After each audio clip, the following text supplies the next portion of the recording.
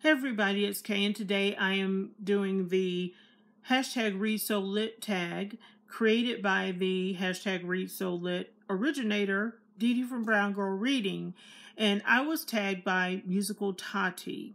So let me get right into it, and I'll start with the first question. What book or books are you looking forward to reading this February in honor of Black History Month?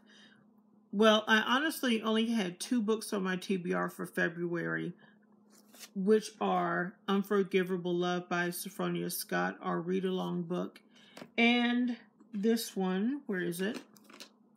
Becoming by newspaper. Becoming by our beautiful First Lady Michelle Obama. So I have read and or listened to a couple of others, but these were the only 2 Read So Lit books that I had on my TBR. Wanted to give them both my full attention. Cite and talk about a classic Read So Lit book published before 1970 that you love. That would be this one. It is The Living is Easy by Dorothy West. This book was published in 1948, and I just love the way this book is written. I love her writing style. There's a little bit of old-timey feel to this book, of course. Think about how long ago it was written. But the story was really good. It's about a sister named, is it Cleo? Yeah, Cleo Judson. She is mean, bossy, manipulative. She somehow tricks her sisters into moving in with her. Her sisters and their families all move in with her so she could tell them all what to do and be nosy and all up in their business. But the book was so good. My book club had a challenge one year to read classics, and this was the one that I recommended. So yeah, there you have it. Next, what Read So Lit book would you like to see adapted to film? Any book by Bernice O. McFadden, as long as they don't mess it up, which I'm really afraid that they would do. This book right here, 40 Acres by Dwayne Alexander Smith. Can't You See This? Directed by Jordan Peele. It would be amazing. I think it would be really good. And then there's another one I was going to show, and I can't find it now. Where'd the book go? Did I drop it?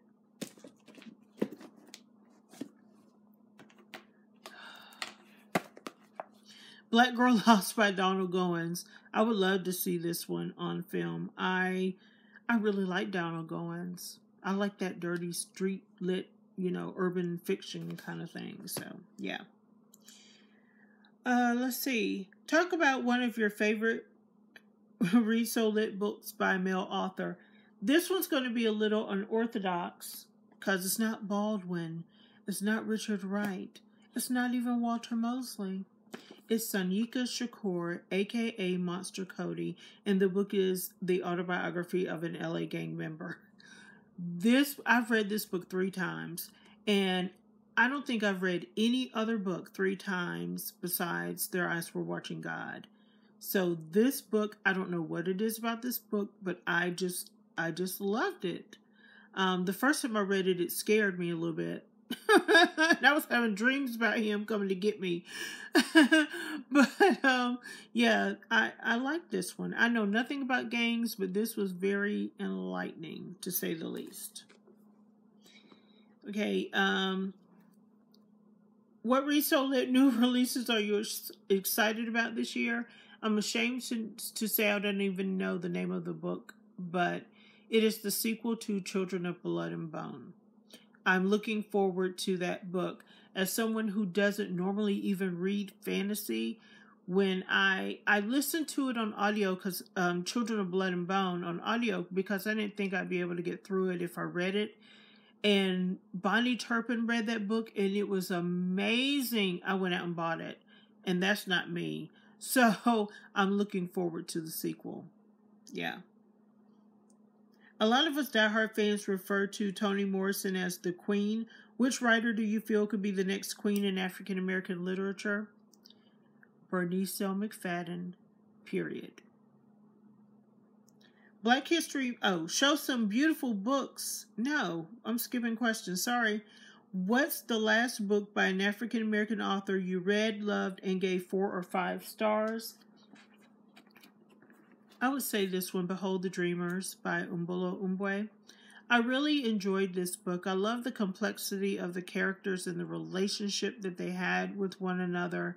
I love the fact that they were dreamers coming to the United States to, you know, make a better life for themselves.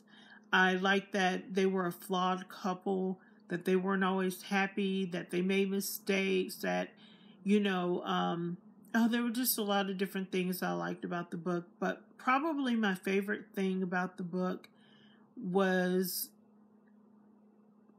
that the ending was unexpected, and because I was thinking something different would happen, and I really liked that. I really did like that it ended the way it did. Next, show some beautiful books by African American authors. So I pulled just one off the shelf because I do think the cover is very beautiful, and it is By the Light of My Father's Smile by Alex Walker. I just love the colors in this cover. Bright, vibrant colors. I think it's pretty. Black History Month is about its people. What book would you like to read to learn more about African Americans? So, Dee Dee, you mentioned this one in your video, and I am really, really, really late. The Warmth of Other Suns. It's been in my TBR for a long time. I just haven't gotten there yet. Also, I want to read The New Jim Crow. I haven't read that one yet either, and I think it is probably really good. I've heard a lot of people talk about it. Show what you're currently reading from your Read Soul Lit TBR. That's the Sophronia Scott book. That's what I'm reading right now. Lastly, tag 4 or more people to do this tag. So I made a little list here. And if any of you have already been tagged by anyone, please, you know, you don't have to do it twice, of course. Pretty Brown-Eyed Reader. Some to say so. I don't know if you do tag videos much, but if you want to, please participate. Karen Runright. Vernitra from Vernitra's Book Club. I know you don't post a lot here on YouTube as much, but you can hit us up on your Instagram. I'm loving your videos on Instagram, by the way. And I'm going to do someone that normally I don't see really in this space, but she is a ferocious reader. And that is Diamond from Diamond's Literary World.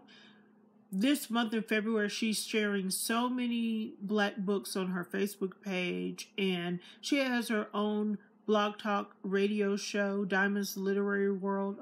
And she's on Instagram, of course. She went to the Black Book Convention in Atlanta this past summer, hobnobbing and rubbing shoulders with all of our favorite authors, taking pictures with everybody. She got fussed at by Jennifer Lewis for rattling paper while Jennifer Lewis was talking.